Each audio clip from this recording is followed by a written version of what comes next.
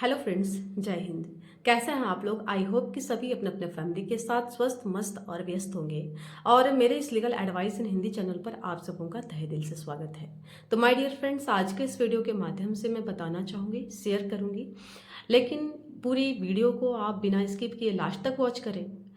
और मैं ये बताना चाहूँगी फ्रेंड्स कि कुछ महिलाएं मुझे ये कमेंट करती हैं कि आप पुरुषों को फेवर करती हैं, महिलाएं को सपोर्ट नहीं करती हैं। तो माय डियर, ऐसी कोई बात नहीं है। मैं मानती हूँ कि आप अपने केसेस में बहुत परेशान होंगी, लेकिन आई एम श्योर कि आप लीगल स्टेप बॉल्डली नहीं ले पा रही हैं। लेकिन जिन महिलाएं के पास मनी है, पावर है और फैमिली को परेशान करने की नीयत रखती हैं, बर्बाद करने की नीयत रखती हैं, बदले की भावना रखती हैं, वो लॉ का बहुत बुरी तरह से मिसयूज कर रही हैं। कंडीशन सेम है पुरुषों के भी साथ। आप अतुल सुभाष का केस ले लो। पूरे देश विदेश में रहने वाले लोगों को झकझोर के रख दिया है, जो इंडिया से बिलोंग करते हैं।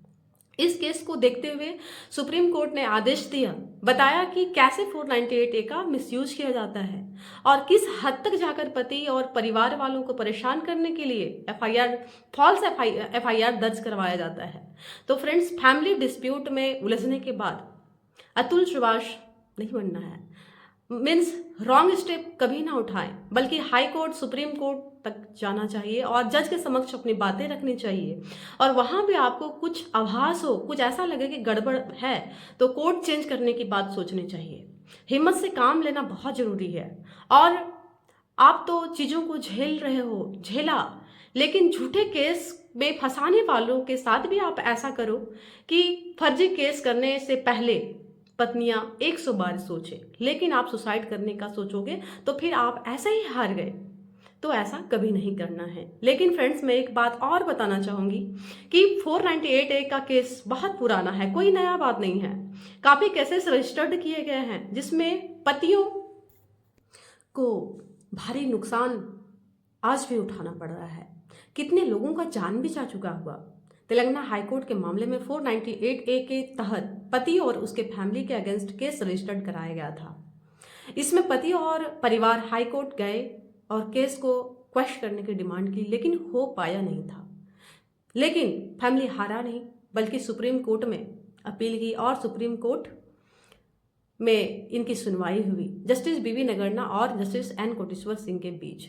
और फैसला सुनाया गया जो काफी महत्वपूर्ण है कि जब पति ने डिवोर्स का नोटिस भिजवाया तब पत्नी एफआईआर दर्ज की। मतलब नोटिस भेजते ही पति ने क्रुएल्टी करना शुरू कर दी। इससे पहले सब ठीक था। और अगर सही में क्रुएल्टी हो रही थी पत्नी के साथ तो पत्नी पहले एफआईआर दर्ज क्यों नहीं करवाई? तो यहाँ ये क्लियर है कि अगर पति ने डिवोर्स के लिए नोटिस भेजा, पिटिशन फाइल कर दिया और उसके बाद पत्नी एफआईआर दर्ज करवाती है, तो ये माना जाएगा कि ये बिल्कुल झूठा तथ्य है, झूठा केस है, बिल्कुल भी सच्चाई नहीं है। दूसरा आधार यह बताया सुप्रीम कोर्ट ने कि एफआईआर में जो लिखावट है, कंटेंट है, वह पेचीदा ना हो, इजी टू अंडरस्टैंड हो। अगर क्रुएल्टी की बात हो तो वह कौन सी बात है? अगर ऐसा है कि पति कह रहा हो कि सास की सेवा करो, घर को संभालो, तो ये कोई क्रुएल्टी नहीं है। और ऐसा अगर है तो एफआईआर को रद्द किया जा सकता है। और सुप्रीम कोर्ट ने यह कहा कि अगर पति के फैमिली इन्वॉल्व नहीं है, जो बहुत दूर रहते हैं, जो इस केस में इन्वॉल्व है ही नहीं, तो आप किन्हीं का नाम ऐड नहीं करवा सकते हैं।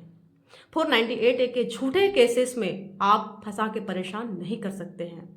इस तरह के तर्क करने के बाद जस्टिस बीवी नगरना और जस्टिस एन कोटेश्वर सिंह की पीठ ने जो 498A के सेक्शन में जो एफआईआर दर्ज थे उसे क्वैश कर दिया। सीआरपीसी सेक्शन 482 के तहत सुप्रीम कोर्ट और हाई कोर्ट के पास इनहेरेंट पावर है, जिसमें अगर आपके खिलाफ कोई एफआईआर रजिस्टर्ड है तो आप हाई कोर्ट और सुप्रीम कोर्ट जाकर वहां से अपने केस को रद्द करवा सकते हैं। आप मांग कर सकते हैं अपने केस को रद्द करने की। ये धारा बीएनएस सेक्शन में 518 हो गया है। सीधा सा मतलब यहाँ अब ये हो गया है कि बीएनएस के तहत कोई भी सेक्शन आप पर रजिस्टर्ड है तो बीएनएस सेक्शन के 518 के तहत आप सुप्रीम कोर्ट, हाई कोर्ट जाकर अपने मामले को रद्द करवा सकते हैं। माय डियर फ्रेंड्स, मैं फिर से एक बार और बताना चाहूँगी, कहना चाहूँगी, मैं ये कभी नहीं कहती, ना मानती कि महिलाएं के साथ क्रूरल्टी नहीं होती है और नहीं हो रही है। महिलाओं के साथ क्रूरल्टी होती थी और हो रही है, लेकिन उन्हें न्याय लेने, अपने हक के लिए कदम उठाने में उन्हें बहुत परेशानी होती है, बहुत झेलना पड़ता है उन्हें। तो प्लीज़ आप अपने लिए, अपने हक के लिए थोड़ा हिम्मत करो, सामना करो, तभी खुल के आप जी पाओगे। और वैसी महिलाएं जो मनी और पावर को यूज करके लोगों को अपने अकड़ और एटीट्यूड को दिखाते हैं, बेवजह किसी को परेशान करते हैं, बर्बाद करते हैं, तो कम से कम रूल और पनिशमेंट से ना सही तो ऊपर वालों से जरूर डरें और बेवजह किसी को परेशान ना करें।